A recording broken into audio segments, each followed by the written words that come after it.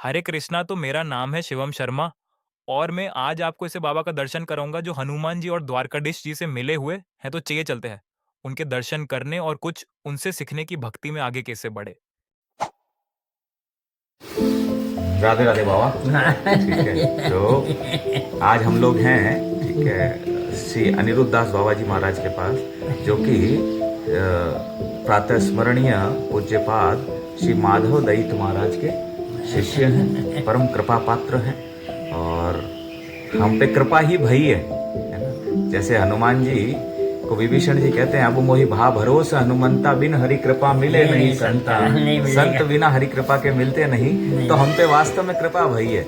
तो हम चाहते हैं कि ये कृपा सभी पर हो, कि सारे संत वैष्णव इन संत का दर्शन करें और इनकी कृपा प्राप्त करें। बाबा ने खूब सारे ग्रंथ भी लिखे हैं और बड़ी सुंदर सुंदर चीजें हमें दी है। जैसे प्रसाद कैसे बनाना है, 10 दिन में अगर 10 दिन इसको कोई कर ले तो भजन में गहरी रुचि हो जाए। तो ये भी लगा दिए भाई, चिपका ले अपने, हाँ, इसको जरा सा उतार के लगा दो, कहीं भी लगा दो, अपने किचन के बाहर लगा दो।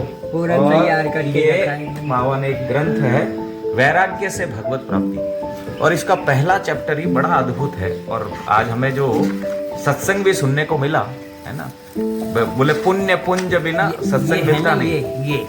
ये मैंने कॉलेज में बनाई थी, ये सब जगह चलती है। ओके, सब ये कृपा सब मठों में जाती है, सारे मठों में जाती है। हाँ। तो ये कृपा प्रार्थना है जो बाबा ने लिखी है अपने गुरु महाराज के लिए। हे मेरे गुरुदेव करुणा। तीर्थ महाराज जी इसको सुन के रोते थे। हाँ, कौन कौन रोते थे बाबा? तीर्थ महाराज। ओके, तीर्थ महाराज रोते थे, कहते थे अनिरुद्ध तू गा इसको, तू गा। इसमें इन्होंने लिखा है, हे मेरे गुरुदेव करुणा सिंधु करुणा कीजिए, हूँ अधम आधीन अशरण अब शरण में लीजिए। खा रहा गोते हूँ मैं भव सिंधु के मझधार में, आसरा है दूसरा कोई ना इस संसार में। मुझ में है जप तप ना साधन और नहीं कुछ ज्ञान है, निर्लज्जता है एक बाकी और भरा अभिमान है। पाप बोझे से लदी नैया भंवर में जा रही, नाथ दौड़ो और बचाओ जल्द डूबी जा रही। आप भी यदि छोड़ दोगे फिर कहाँ जाऊंगा मैं, जन्म दुख की नाव कैसे पार कर पाऊंगा मैं। सब जगह मैंने भटक कर अब शरण ली आपकी, पार करना या न करना दोनों मर्जी आपकी। जन्म जन्म का मैं तुम्हारा, मैंने जीवन तुम पे हारा। हे मेरे गुरुदेव माधव अपनापन निभा लीजिए। हे मेरे गुरुदेव करुणा सिंधु करुणा कीजिए, हूँ अधम आधीन अशरण मुझ पे करुणा कीजिए।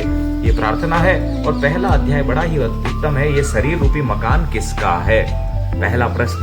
तो हम बाबा का थोड़ा सा इंट्रोडक्शन देंगे कि बाबा अपने गुरुदेव से कब मिले, किस तरह इतना नाम जप करते हैं और कैसे हम सब भगवान को इसी जन्म में प्राप्त कर सके। बिल्कुल ऐसा मूल मंत्र नहीं है। ऐसा मूल मंत्र।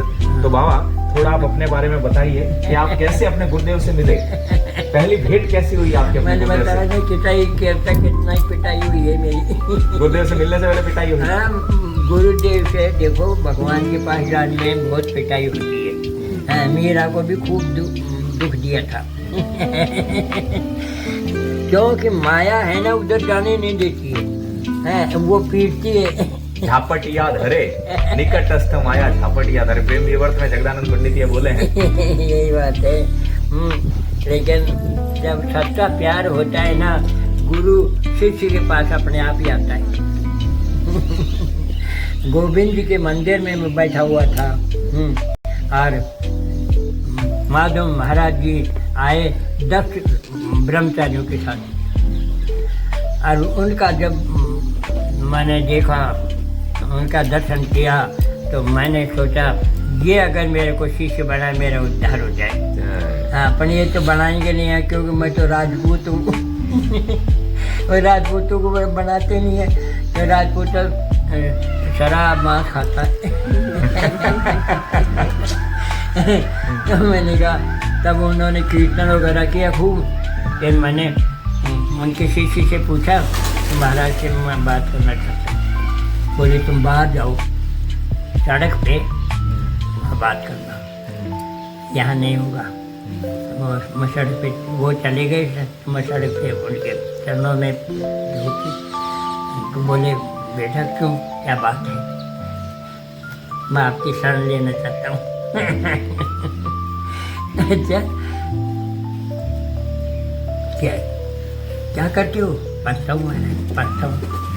किसके पास पढ़ता हूँ? मैं बड़ा भाई के पास पढ़ता हूँ। हम बगड़िया भवन में रहते हैं, सेक्रेटरी के पास। हाँ वहाँ रहता हूँ, तो वहाँ आ जाओगे। वो अरमा रहता था गंगा पुल में, 15-20 किलो दूर था। मैंने आ जाऊँगा, लगन होते जब चाहे कितनी दूर हो आ जाऊँगा। अच्छा तुम ऐसे करो, मुंडन करा के आना। वो समझ गए, ये इसको तो पूरी दीक्षा देनी पड़ेगी ना, पहले तो हरि नाम देते।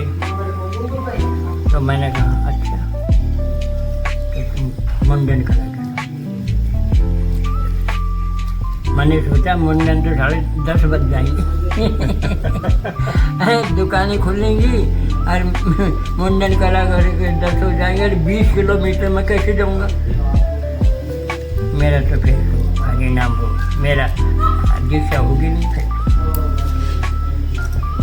ये सोच के मैं तो मुंडन कराया ही नहीं, मैं तो सीधा 2 बजे उठा रात को, जब भीड़ भाड़ भी नहीं थी उस समय, और पैदल चला। पैसा तो था नहीं, रात को कौन भी ले जाएगा। मैं तो भगत गया, कभी कभी धीरे धीरे चलूँ, कभी कभी भाग के चलूँ, मैं पहुँचना टाइम को। तो मैं जाके बाहर लाइन में बैठ गया सुबह। तो कोई ब्रह्मचारी आया, बोले वो लड़का तो आ गया, बाहर बैठा। बोले उसको बोले उसने तो मुंडन मैंने नहीं कराया। अच्छा देर बाद मैं मुझे पाली, अरे तूने मुंडन क्यों नहीं कराया? अब गुरु को तो साथ पहले बोलना ही चाहिए।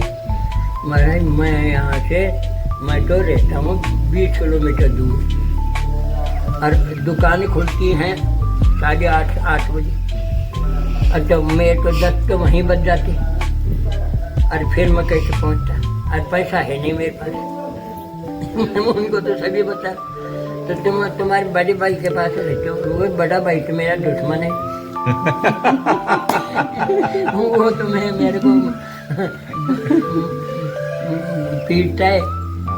भजन मार्ग में जाने से पीटता है। मैं गोविंद जी के जाता हूँ तो मेरे को पीट। सुन लिया सब, ठीक है बैठो। तुम कौन जाते हो?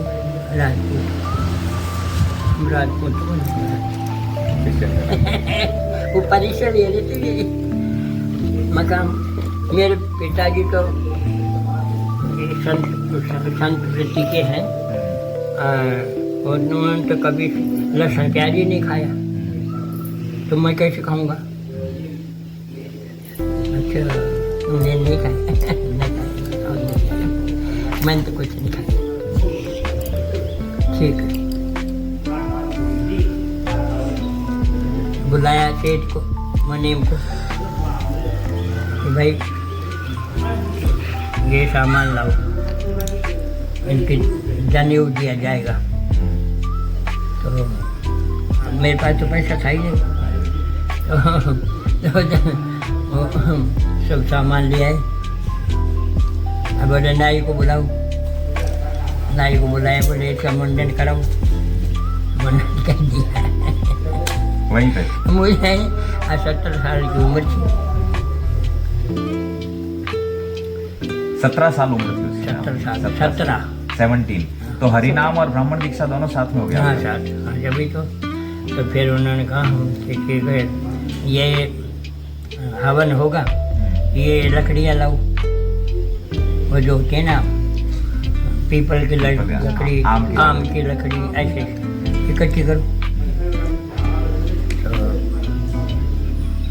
उन्होंने सेठ का मकान था वो, तो उन्होंने करवा दिया सब काम।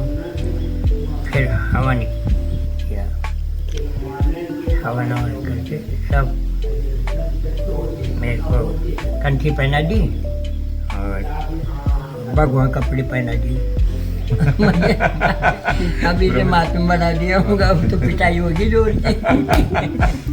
अब पिटाई जोर की होगी। अब गुरु जी को थोड़ी बोले ऐसे, अब बोला सब काम कर दिया, केले को लेकर सब लगा दिए। बोले इस कॉलोनी में जाके भिक्षा मांगो। तो मैंने कहा गुरु जी कैसे होती है भिक्षा, कैसे मांगते हैं? मैं क्या जाऊँ, अरे भिक्षा मांगना नहीं आता। मैं कहना मैंने तो कभी मांगी नहीं। मैं कैसे मांगू? बोले ऐसे है ना, जय राधे श्याम ऐसे बोल देना। अच्छा हाँ, हर घर के पीछे बोल देना। अच्छा तो मैं गया दरवाजे पे जाके जय राधे श्याम, तो आगे ऊपर से देखते और ये कोई ब्रह्मचारी आया। उस समय श्रद्धा भी ज़्यादा थी। 1950 मतलब तो बहुत पहले की बात है। तो फिर अरे कोई ब्रह्मचारी तो कपड़ा देते, वो देते, फल देते, ऐसा सबकी जगह है। तो एक ने तो सोने की जंजीर ही दी थी, मुझे मालूम नहीं किसने दी। उसमें जंजीर में उसमें डाल दी, मुझे मालूम ही नहीं। काई में कपड़े में लपेट के कैसे दे दी। फिर मेरे पास इतना, मैं तो सब्जी में जा ही नहीं सका, बहुत ज़्यादा हो गया, चला नहीं गया। तो मैं तो अधम में आ गया। तो गुरुजी बोले अरे भाई तुम इतनी जल्दी कैसे आ गए? महाराज ये इतना बोझ हो गया, मैं चला ही नहीं गया है। हंसने लगे गुरुजी। अच्छा ठीक है, मैं उनके चरणों में रख दिया। अब गुरुजी देखने लगे, अरे ये सोने की जंजीर किसने दे दी? ये समझ ऐसे ही बहुत कमी थी, मुझे मालूम नहीं किसने दिए।